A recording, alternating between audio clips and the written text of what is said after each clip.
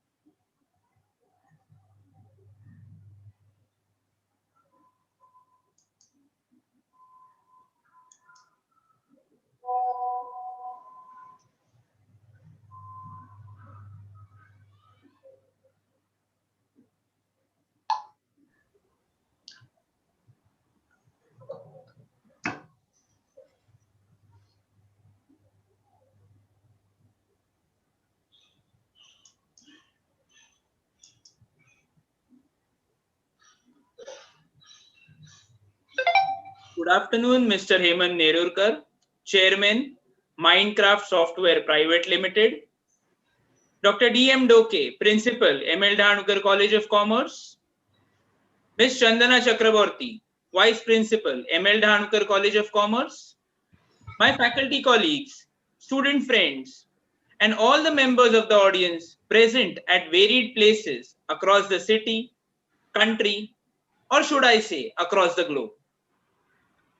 We welcome you to the first live interview session in the series of interviews being organized by ML Dhanukar College of Commerce in commemoration of the centenary year celebrations of Parle Tilak Vidyalaya Association, Vile Parle, Mumbai.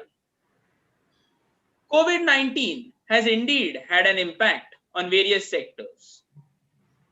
Many sectors have seen a boom, while many sectors are in the red zone. It is the law of nature that only the fittest survive. And probably IT sector has been a witness to this concept of survival of the fittest. Thus, we decided to have our first live interaction on impact of COVID-19 on IT sector. Before we go ahead, I request Dr. D.M. Doke, Principal of Parle Tilak Vidyalaya Association's ML Dhanukar College of Commerce, to start this session and share his words on this occasion.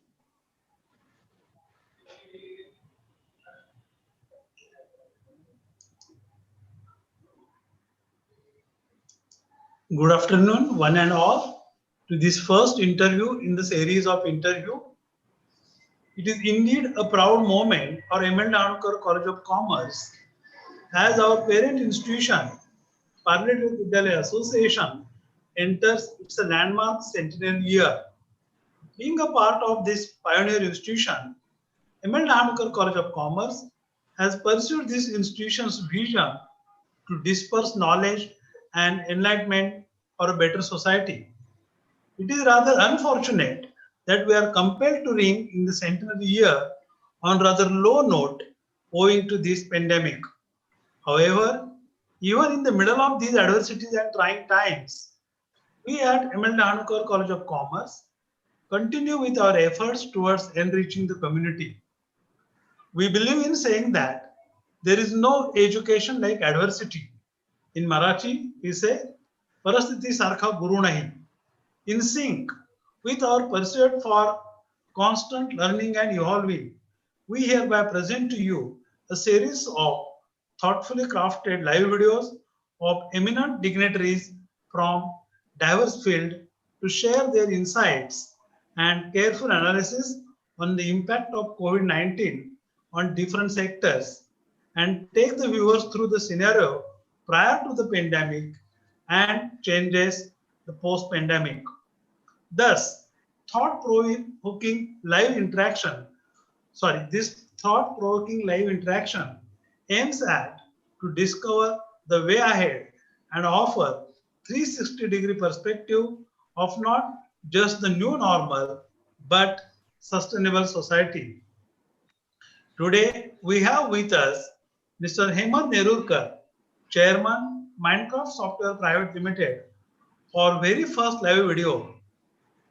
He will share his thoughts and answer our questions on the topic impact of COVID-19 on information and communication technology sector. I welcome Mr. Hemant Nerurkar on behalf of trustees of Parle Vidyalaya Association in general and on behalf of students, staff members and on my personal behalf of Hemant Nerurkar College of Commerce. So, very warm welcome to you. I hand over dais to Sarottam Rege. He will give brief introduction of Sri Hemant Nerurkar. Sarottam Rege. Thank you, sir. Good afternoon, everyone. Mr. Hemant Nerurkar is a veteran with over 3 decades of experience in the information technology industry, out of which about 2 decades have been at the helm of an IT service organizations based in India. His expertise lies in developing strategies to help customers harness the power of information technology. Hemant has an MSME degree with specialization in communications from New Jersey Institute of Technology, USA, and B Electronics Communications from Karnataka University, Dharwad, India. In the 11 years that he was in the US, Hemant has worked with companies like AT&T Bell's Lab, AT&T Capital Corporation, and AC Nielsen, to name few. He has largely worked for and serviced clients in the financial services and telecom verticals. Hemant is a founder and chairman of Minecraft, a software company providing technology services to various countries across the globe, and has a rich legacy of over 20 years in the information technology field. He was regarded as Unix and database expert in the early days of relational databases. He was one of the early adapters of Unix and C platform for hardware simulation for compressing data for satellite communications. Although a business owner for last 20 plus years, Mr. Hemant still likes to use his technical and functional skills to solve business problems. Over the years, he has developed a strong bond with his customers who regard him as an expert, business partner, and a friend rather than a vendor. Indeed, we are privileged to have a person like Mr. Hemant Nerurkar to our first ever live interaction in a series of webinars over the next few weeks. We welcome you, sir. May not be in the traditional way with the floral token, but definitely with the warmest of the smiles. So, Mr. Hemant, may I request you to enlighten the gathering with few words of wisdom? Over to you, Mr. Hemant. Thank you. Thank you, Mr. Dege. Thanks for the flowery introduction. I wasn't expecting it. Thank you. And I want to thank Dr. Doke and Madam for inviting me and Swapnil for this. Thank you. Let's start with the IT industry. I mean, the topic here is the COVID effects on IT industry, right? Now, before I get into the COVID part, we need to differentiate between the two major, classifications of IT industry. IT industry is to be, you can't see it as a single industry. There are two different IT industries. One is the product development industry or platform development. All these large service players normally like IBM, Oracle, Microsoft are in both. Other one is services. But when you're looking at any kind of effect on the industry, these two pillars of the industry, if you want to call it that, are very, very different. They react differently. The product industry or the platform industry is like a manufacturing industry. It actually creates wealth. Okay, I'm sure on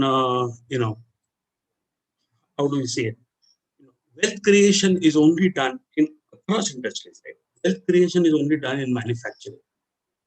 Any kind of services industry actually moves wealth from one place to the other. Creation happens only in manufacturing. IT industry can be seen as two different industries. One is the manufacturing or platform or product engineering industry, and the other one is services.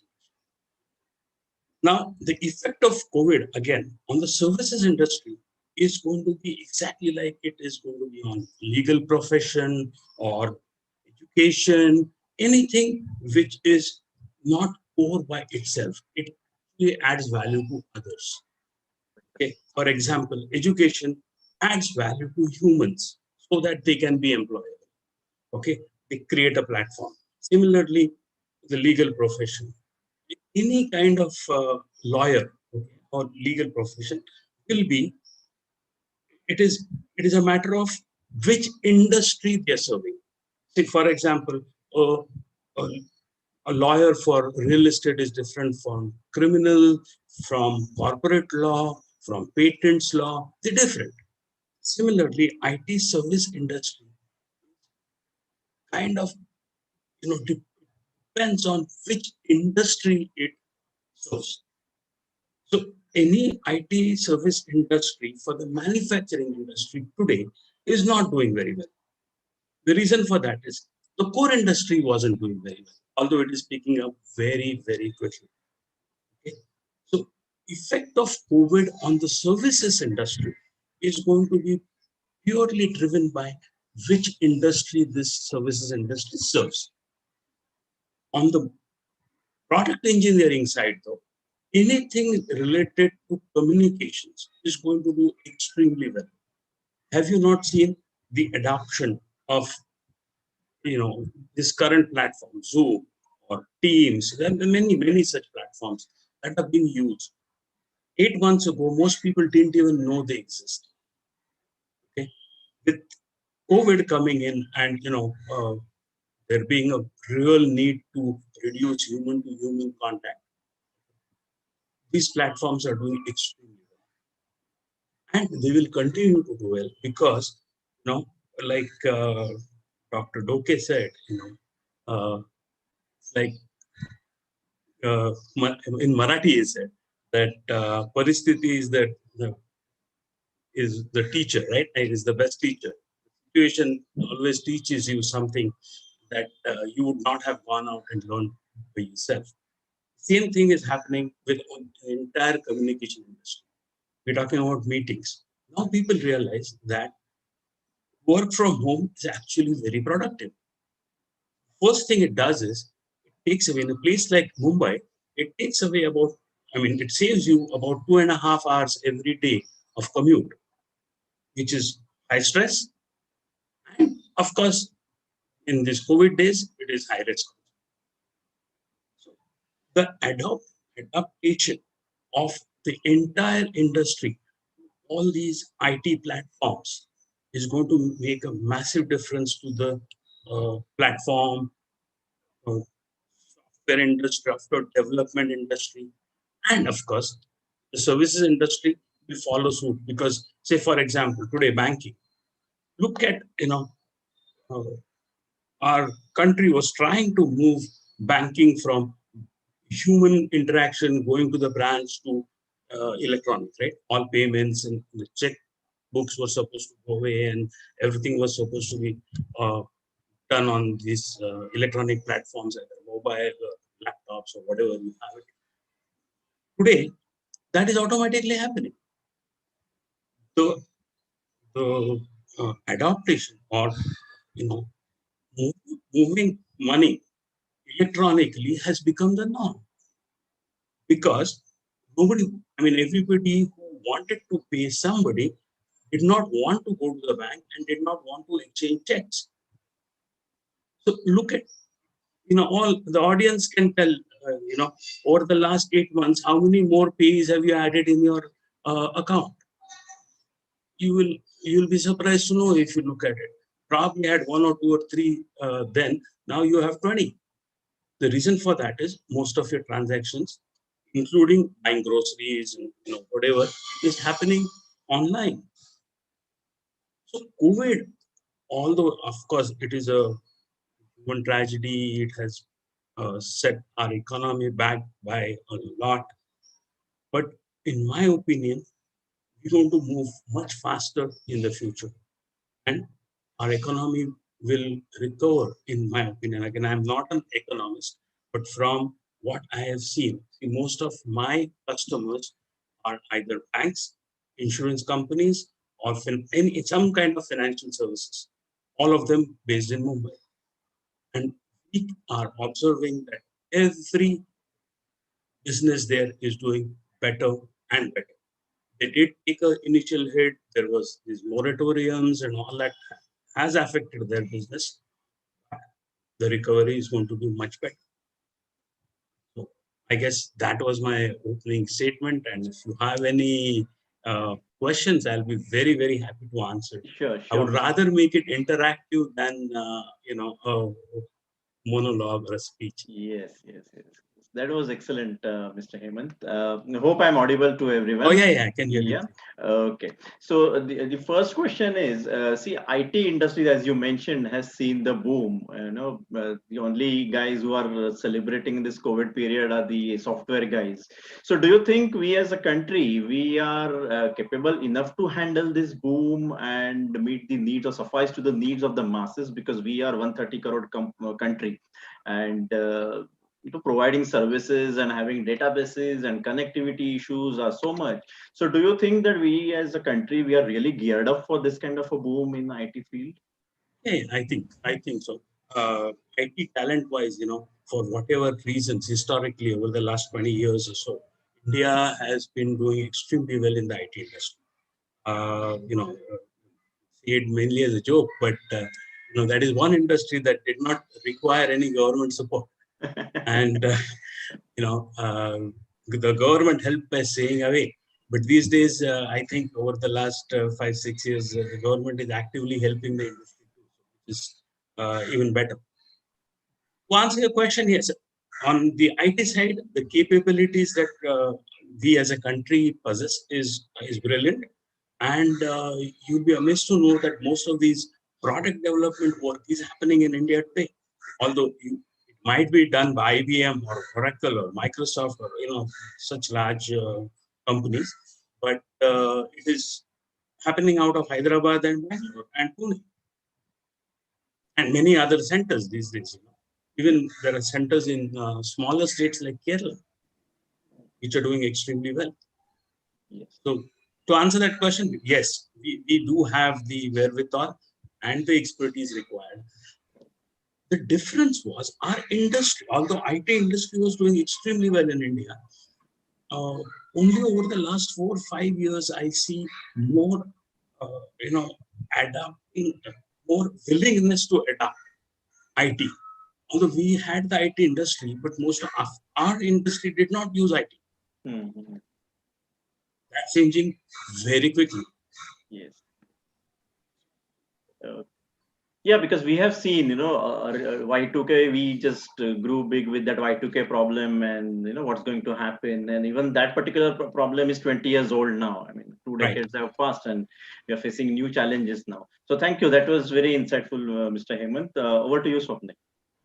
Yeah, sir, you mentioned about the government of India's support or no support. So I would just like to ask you about this Digital India program. So do you expect that the government should give subsidy for better allocation of IT facilities across the country? Should the government leave it to the private sector, or should the government take an important part in this?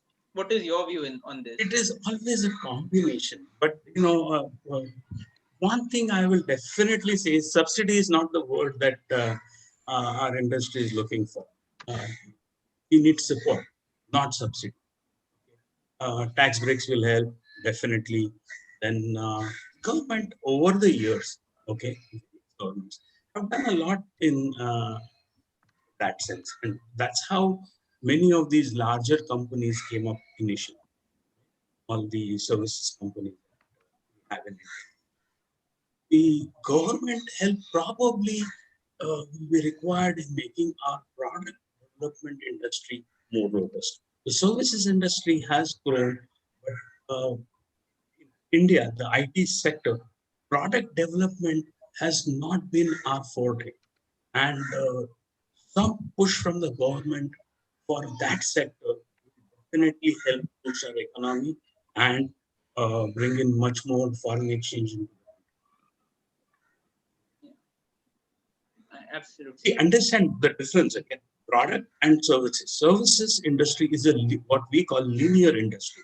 So your revenue increases only when the people count increases.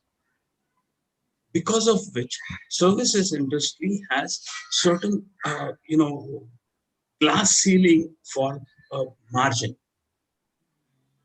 Because everybody knows the cost, everybody knows the price, and you have to play within that. The product, it is a matter of how that product helps you. If it adds massive value to your organization, you don't mind paying much higher, irrespective of what was the cost in developing it. But that's not how services industry. Coming back to your question about the government, I think government is doing a lot and people are taking advantage of it. But see, an industry, be it airline, be it IT, be it anything, cannot survive because of subsidies. Okay, subsidies is not the word. Only 4% of Indians file taxes. Where will the subsidy come from?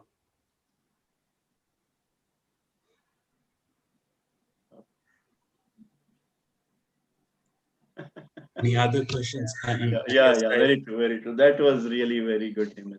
Okay, one question I have that during this COVID period, IT industry has helped every household, not only in India, across the globe.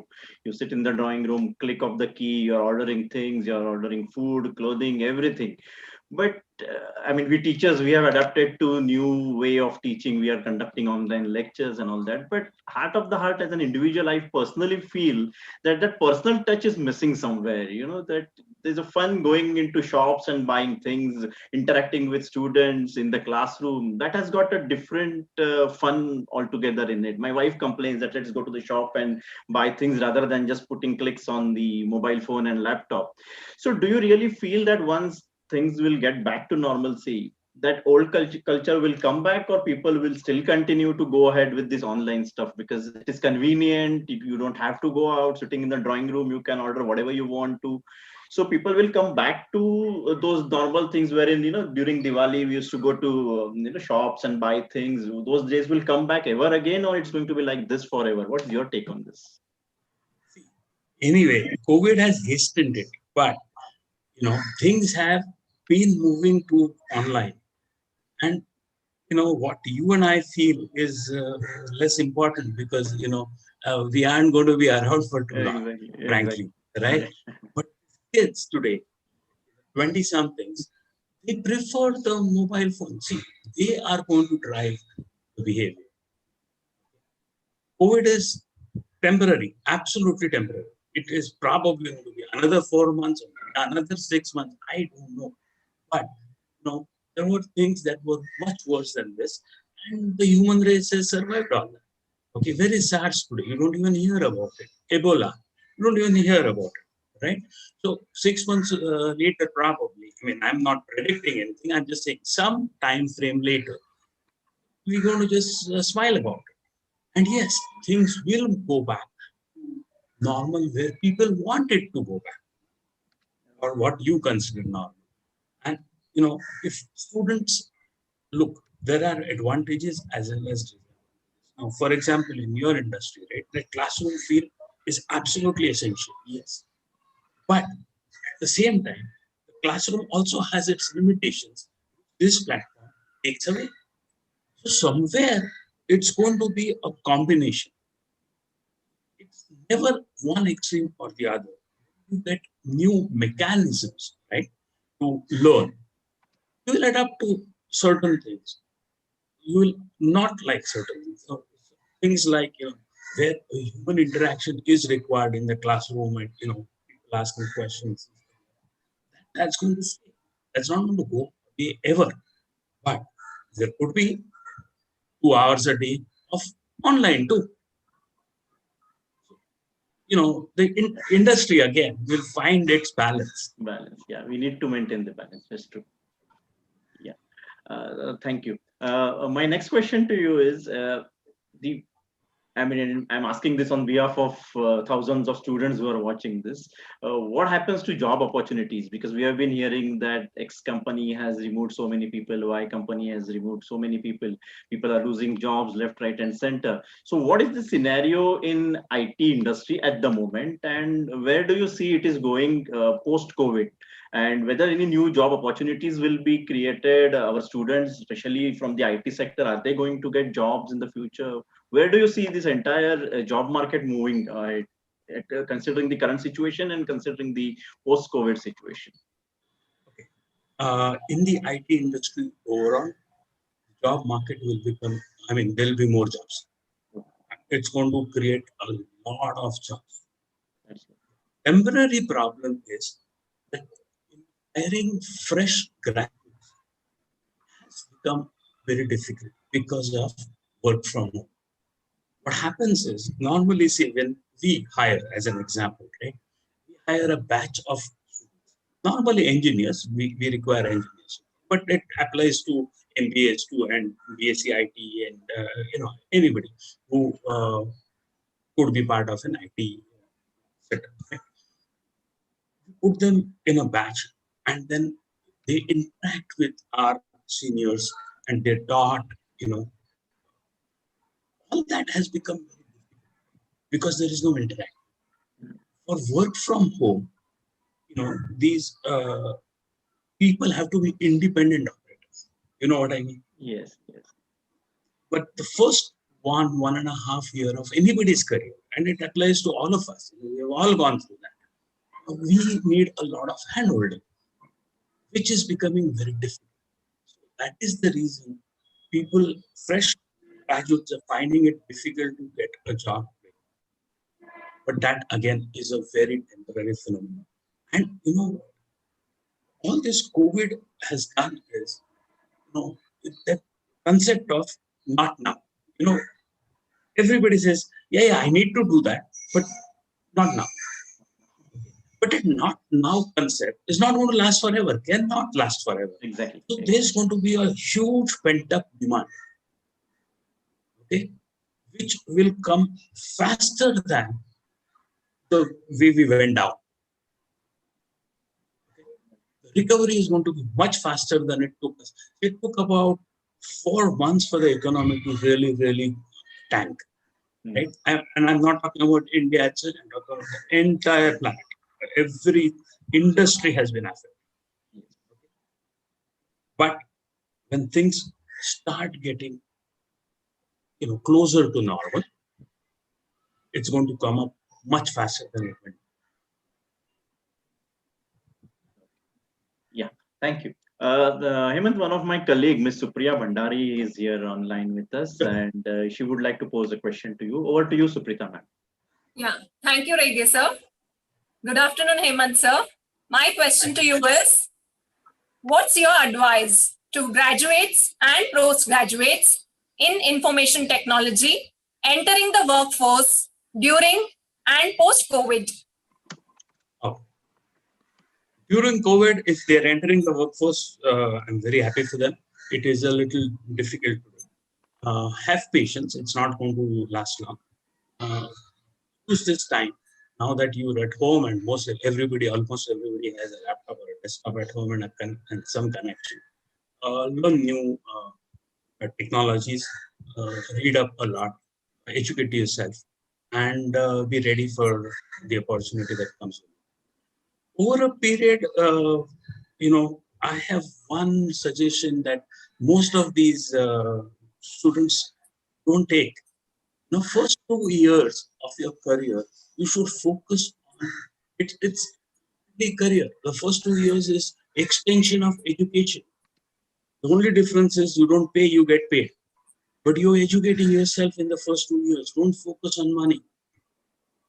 Unless you have a very strong first 2 or 3 year experience, you will find it difficult when you are 20 years experience. What happens is people switch jobs every year. At the end of 3 years, they have 1 year experience 3 times. It's still not 3 year experienced.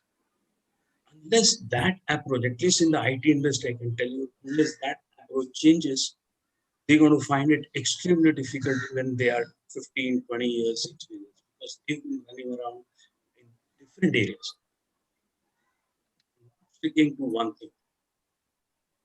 Another thing that in the initial phase of your career, students should know that growth happens in your current organization. Any organization that hires you later is first going to make sure they utilize your skills for themselves for the first year. They will not invest in you. Okay? After you prove yourself, they will invest in you.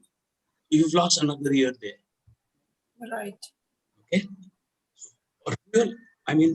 Any organization you join, unless you are there for 3 years, okay, rest assured that the organization is not invested in you. Correct? Yes, Right. That is the problem that they will face later. Okay, there's a difference between a soldier and a mercenary. Yeah, very true. Those loyalty days have gone. We used to see people joining a company and work for 25 years, 30 years. 20 years, that probably was like because there weren't too many opportunities. Yeah. But 3 to 5 years is reasonable. That's when you contribute enough to the company and the company contributes enough to you. Very true. Absolutely, a very valuable piece of advice for the younger generation. Yes.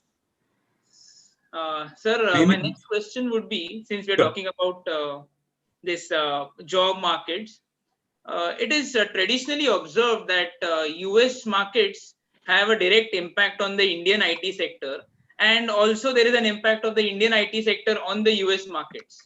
So how do you see US market shaping up post COVID in relation to India?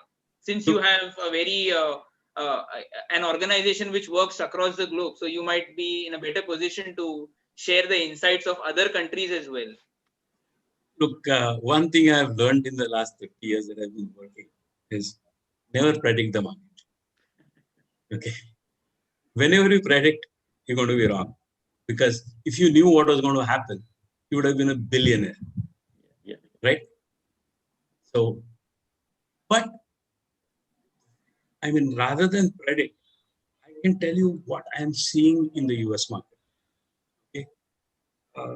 There are visa issues there.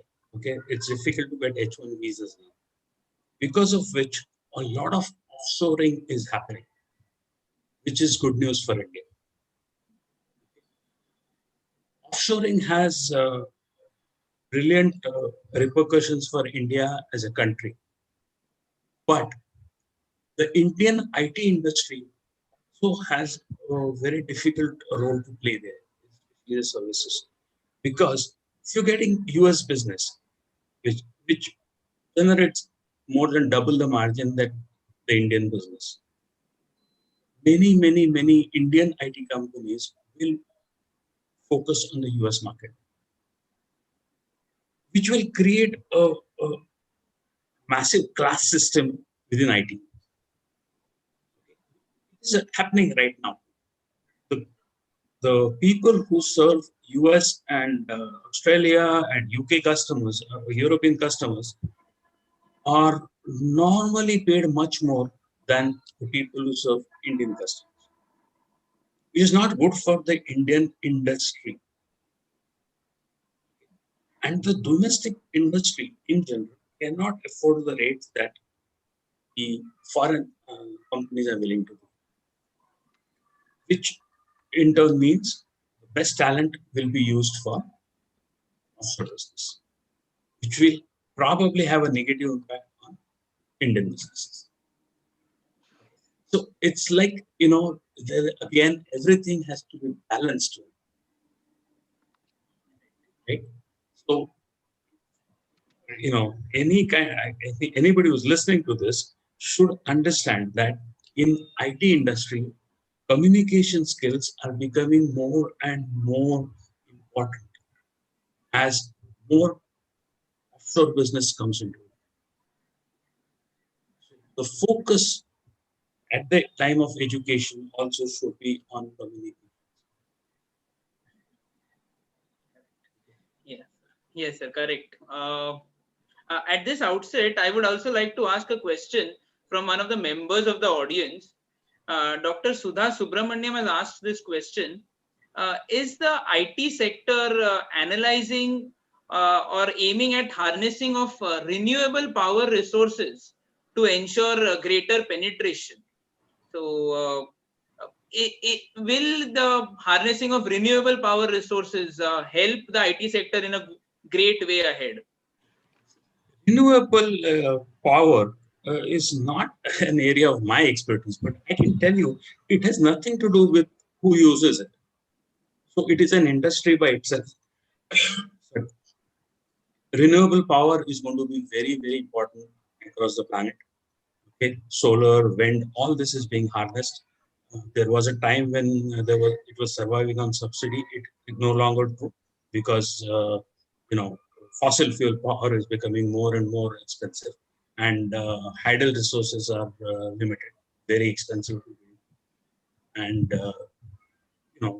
I cannot underscore more the importance of the renewable industry. It has nothing to do with IT.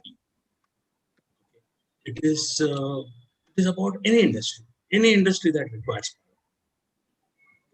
power. IT power requirement is going to increase by the day, because as you are aware now, the multiplication of data and communication is happening for a few days, I guess, and that means huge power requirements.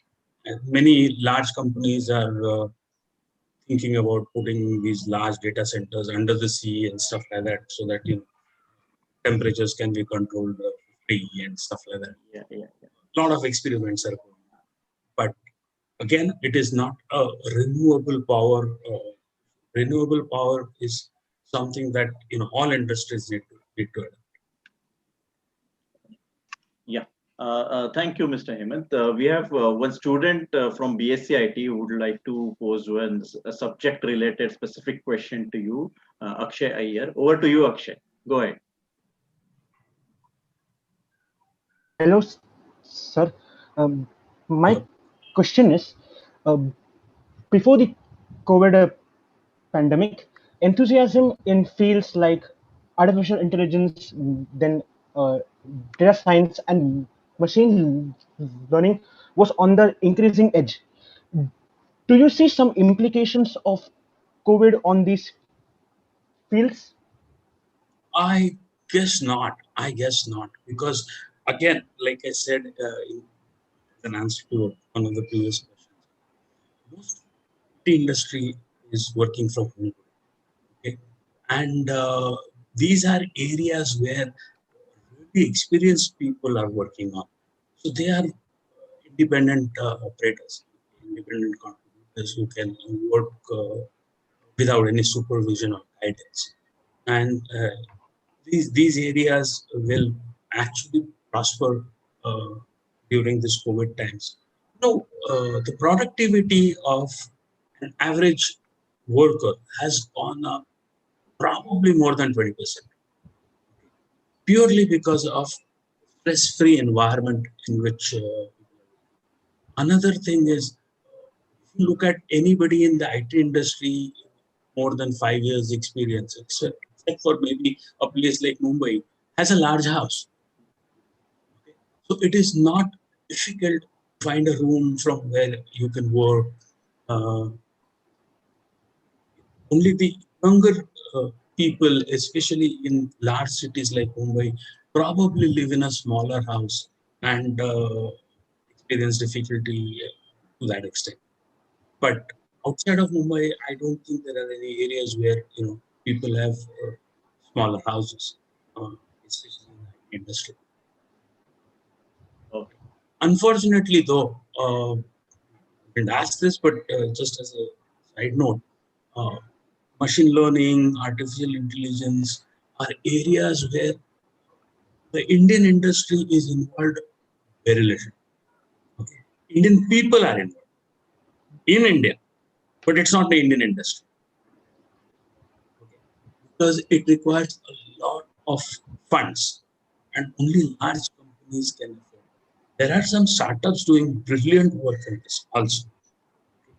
But again, 5 people team and a 500 people team is a huge difference.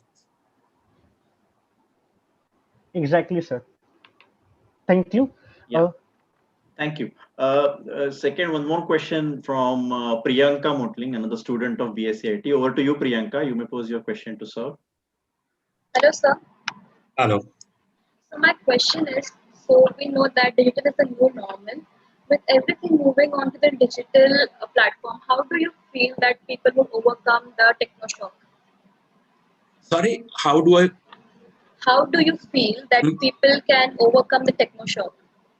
Oh, look, most of these people are very young, okay? And young people have much more adaptability than old guys like me. So I don't see that as a techno shock at all. Okay? Anybody who is under 25 is by definition very, very adaptable to whatever circumstances you put him or her in.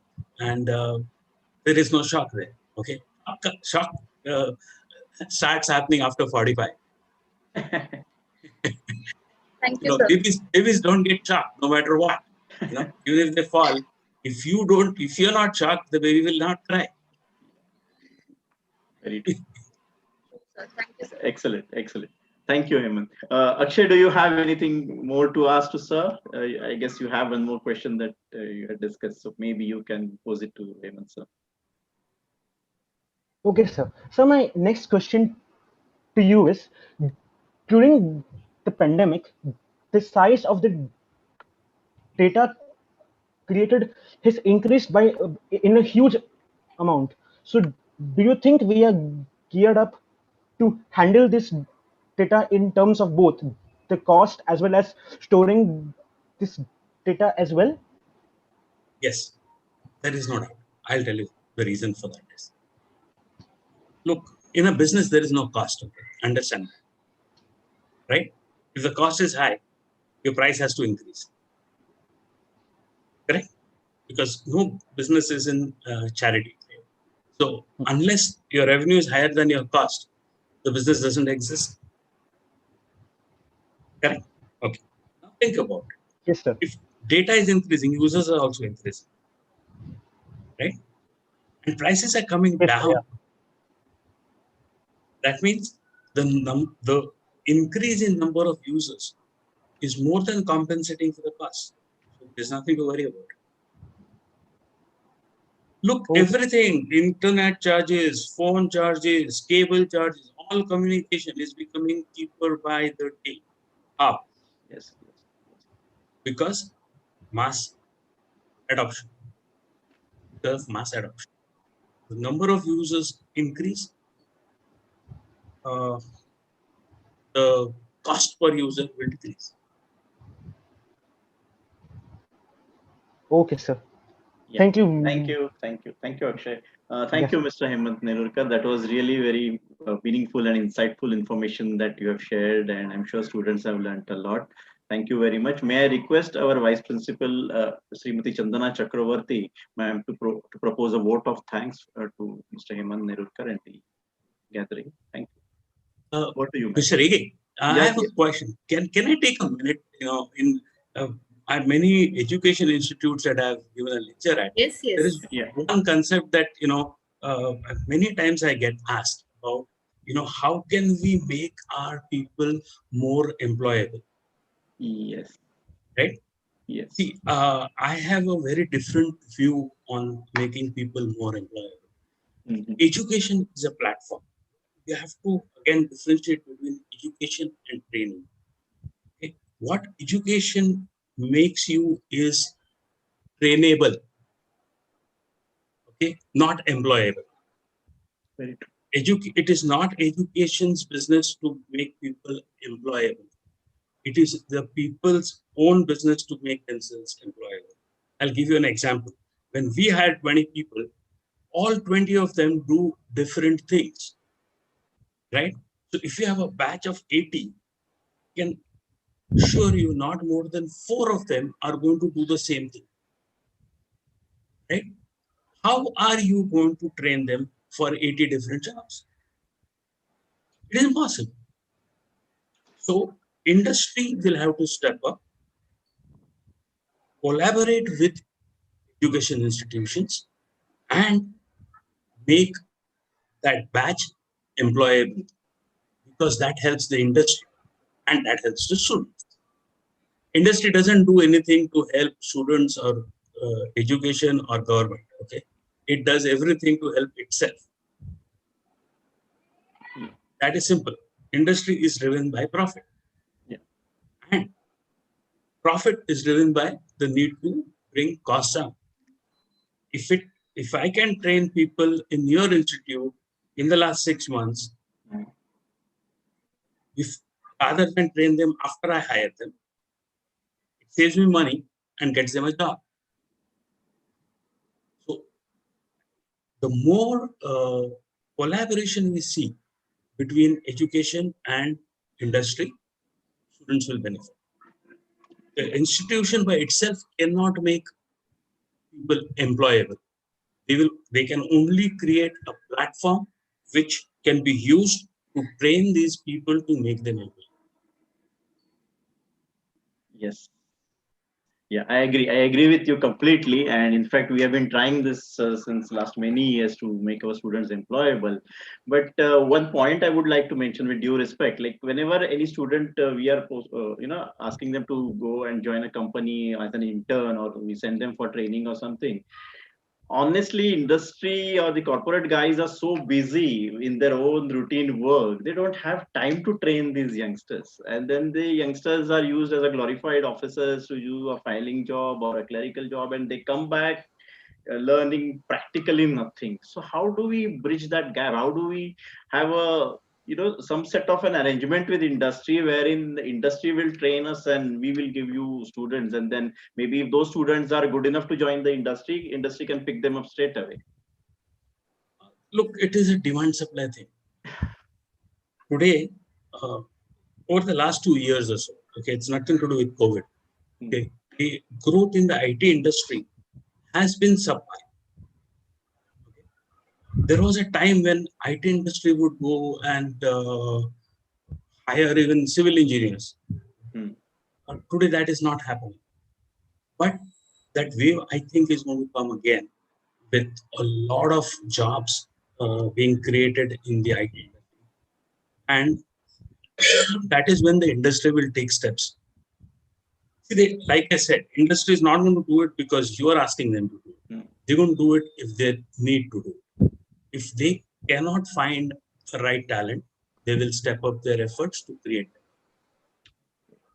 Okay, so it's a today this academia and industry partnerships in the US have been working for the last 20 years very well. Why? Because it was a demand supply problem. Wherein in India we are bringing up. I mean, we're bringing in a lot of people in the market. See, with all this, right? Think about it. How many people have left jobless at the end of the year, coming out of institutions like yours? Virtually none. You know what happens is most institutions will look at what happens in the first 3 months, 4 months. After that, there is no tracking. Everybody gets a job. Yeah. Correct. Of course, as an institution, you would like them to get a job in the first 3 months, and from industry point of view, also there is no charity. To be very frank with you, I mean, they would look at their return on investment, of course. So, absolutely. Yeah. Absolutely. Thank you.